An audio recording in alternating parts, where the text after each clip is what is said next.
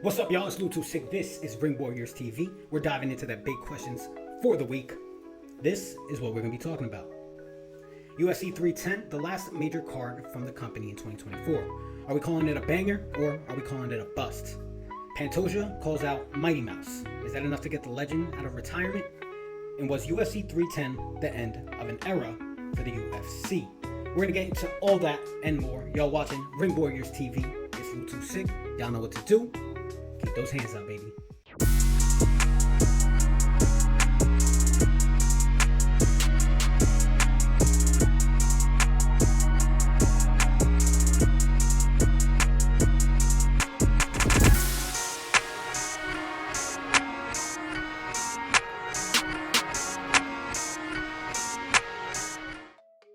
All right, let's get it started, y'all. Coming to you guys from Miami, Florida, my lab or my home gym. Welcome to RingWarriors TV, your weekly breakdown of everything in combat sports. And welcome back to the channel, y'all. We took a little bit of a break last week just because of the Thanksgiving holidays. I hope y'all had a good holiday. I went and saw the fam, traveled up north, got out of this hot weather, and started feeling the holiday spirit, man. It was a great fight weekend. There was some boxing, there was some MMA, specifically UFC 310. So this episode will be focused solely on UFC 310. Don't worry though, throughout the week I'll have some updates from the boxing world and some other stuff happening in the MMA world. We'll get back to it. Real quick, thank you guys for all the support on our latest combat biography upload. If y'all haven't, check it out. It's the story of Mark Gastineau, the tragic boxing career of an NFL great. And if you guys like that, make sure you subscribe. Also, click a like on the video, comment below. Let's get it popping in the algorithm. We're trying to start a community here, y'all. And it's based solely on the thing we love best. And that's violence. Let's get into it. All right, top story heading into the week. That is UFC 310, the aftermath of UFC 310. A solid card in my opinion, but it was one that really suffered from bad match placement. I mean, it was a talking point in the lead up to the fight, and unfortunately, well, it had some implications on how fans really enjoyed it. I mean, the undercard was phenomenal, yes. Thank you to the UFC for putting it on ESPN for all of us to watch for free. They were great. It just made for a lackluster main card. Aljo, Evloev, Reyes, Smith, the Luque stoppage, the Bryan Battle fight. Without spending all day on those fights, let's just say they were entertaining. Way more entertaining than what we got from the Superboy fight or the Kron Gracie fight. Yeah, momentum ran high after the prelims. Unfortunately, for me, the three fights leading up to the co-main and main event, well, that zapped a lot of the energy out of the card. I also had a big fight of the night, a flyweight title fight featuring Pantoja and a debuting Kai Asakura. And yo, as expected, Pantoja showed there's levels to this game. I mean, it's not to say Asakura was completely dominated. No, it was just a big ask for him to win a belt in his first fight. The two guys went toe-to-toe in a solid first round. Asakura was fast and unpredictable. He even landed a wild flying knee. But then he was eventually taken down. From there, though, it was all Pantoja. It seemed like he was the stronger fighter. His punches were really affecting Asakura, and he was the stronger fighter on the ground. In the second, Pantoja found his moment, jumping on his back like a parasite to secure the rear naked choke. It was fascinating because this dude just seems to find a window out of nowhere, and he jumps on it. It reminded me of Mighty Mouse's submission against Ray Borg. With the win, that makes 3 successful title defenses for Pantoja. After the fight, he says he's interested in a huge name, a dude I just mentioned, Demetrius Mighty Mouse Johnson. Yeah, Pantoja calls out the Flyweight GOAT, and it's a fight that I would love to see it. I mean, I think right now we could probably consider that a super fight. I mean, who in the 125-pound weight division is left for Pantoja? Unfortunately, though, Dana White, after the fight, he seemed pretty non-committal. Is that something you would entertain even? I don't know. That's interesting. Yeah. Listen, you know how I was the one beating the drum about Demetrius Johnson a long time ago. Boys. The bank count said it nice and good. 38 years old, 11 consecutive title defenses. Champ ain't coming back. Now for Asakura, let's give him credit. The kid looked impressive. He gave the champ some serious trouble, and I don't think there's really a stock drop here. For me, I'm excited to see what's next for him in the division. Maybe a fight against Manel Kape. That would be a rematch to their fight in Rizin, where actually Kape won by knockout. Now Asakura is new, sure, but hey, we saw that there is a foundation for my man to do truly something destructive in the flyweight division. This was a sort of good effort moment for him. It was a warning shot, you could say, telling the rest of the flyweight division, hey, you got someone here ready to mix it up.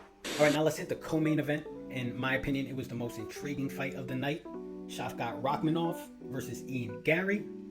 A battle of two unbeaten fighters. Well, we saw Shavkat take home the unanimous decision.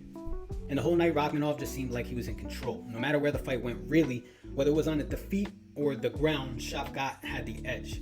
Now Garry, well, he tried to adapt, but it always seemed like Shavkat was a step ahead. Garry had his moments, some big leg kicks in the later rounds. He even almost pulled off a submission. Ultimately, though, it wouldn't be enough. A decision for Shavkat. And after the fight, these dudes were mad respectful to each other, so it was great to see. And honestly, I think us as fans, well, hey, we should be thankful. This is a match that really could have main evented any card. It was a battle of two unbeaten guys, like we said, two great characters, and they ended up putting on a great mixed martial arts showcase. When people say the sport isn't a chess match, they should probably show them this. Now let's not forget Garry was a late replacement for the champ Belal Muhammad, so after this, plans are to return to Shavkat versus Belal whenever Belal is recovered. Belal actually tried to get in the octagon last night for a face-off with Shavkat, and it created a hilarious moment. Security wouldn't even let him into the octagon because they didn't even know he was the champ. The security doesn't know he's the champ. Look at the state of this cunt. The security doesn't know he's the champ. I'm not surprised, motherfucker. As for Garry, it's interesting. I mean, he kind of started off his UFC career kind of like a jerk, cocky, adopting a Conor McGregor-esque style. Well, because of some bad performances, some online drama, that ended up backfiring. And now what we're seeing is a bit of an evolution for the Irishman. I mean, the dude came into this fight, he was humble, he was modest, and I think he's starting to win some fans back. I don't feel like I lost. Does that make sense? My hand may not have got raised today, but my energy did not lose. I went out there against the scariest man in the division. You guys all have heard about this. Everyone turned him down. I showed up on short notice. I saved this event. I saved 310, and I gave a show to the fans today. Yeah, that soundbite shows the transition, and it just doesn't stop there. He was once considered a stand-up fighter, but what this fight showed us, Ian Garry is a threat all around. Considering the maturation, he's one who will be around for a while. So I'll bet you, this won't be the last time we see him and Shavkat face off. From someone who's a dominant grappler, who nearly finished them? It was the striker. Listen to this. I love you all. I'm going to be a champion. Yeah, and those were the two big fights of the night. But of course, we also got to touch on the questionable judges' decisions that took place at UFC 310. Yeah, Maslar Evloev beating Aljamain Sterling for one. This is despite Sterling getting around 7 takedowns in the fight. Gane won in what I thought was a robbery of Alex Volkov. No matter how you spin it, Volkov was just the more complete fighter out of those two on Saturday night. And it's a shame because that's another roadblock for him on his quest to a title. Yeah, and UFC 310 was a real out with the olds, in with the new moment for the company. I mean, we saw longtime stalwarts of the sport take some really bad beats, and this could be the last time we ever see them compete. I'm talking about dudes like Chris Weidman, Anthony Smith, and Clay Guida. These guys are vets, and they were all taken out by relatively younger guys, or at least dudes who had more gas in the tank. They're sad ways to go out. Smith, well, he shouldn't have fought at all considering the death of his trainer. Weidman, I think he had been out on the pasture for a while, and he kept kind of like catching breaks. He's a great guy to watch. You just kind of root for him by default. But what comes out of that, well, is what you saw on Saturday night. You take a bad knockout loss at an age where you shouldn't be taking a knockout like that. You thought Chris should have hung it up a couple fights ago. Anthony, couldn't really hold in the tears when he was walking out, and then Clay is, I think, 40-something. What do you do with those three? They all retire tonight. Yeah? Yeah. So you won't offer them any more fights, or you'll just kind of... They should all retire tonight. And maybe perhaps the biggest sign that this is a different age for the sport is Kron Gracie. Yeah, he's a member of the family who started it all, but on Saturday night he had his second poor performance in a row. Relying on the same game plan that, yeah, it got his family popularized, but seems out of date, pulling guard. Only this time, when he tried to pull guard, he got slammed and knocked out. And there's no issue with jiu-jitsu. I'm not one of those dudes who are talking crap on it, but I'm just saying, in this game, this day and age, you have to develop more tools. yeah, let me know what you guys think. Overall, the event I thought was around a B-.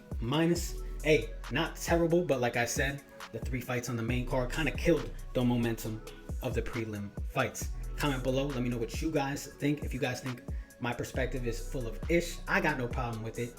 We're good sports here. Again, we're just creating a community, one that talks about the sports we love best. Remember, hit a like on the video, get it popping in the algorithm, subscribe, and hit that notification bell.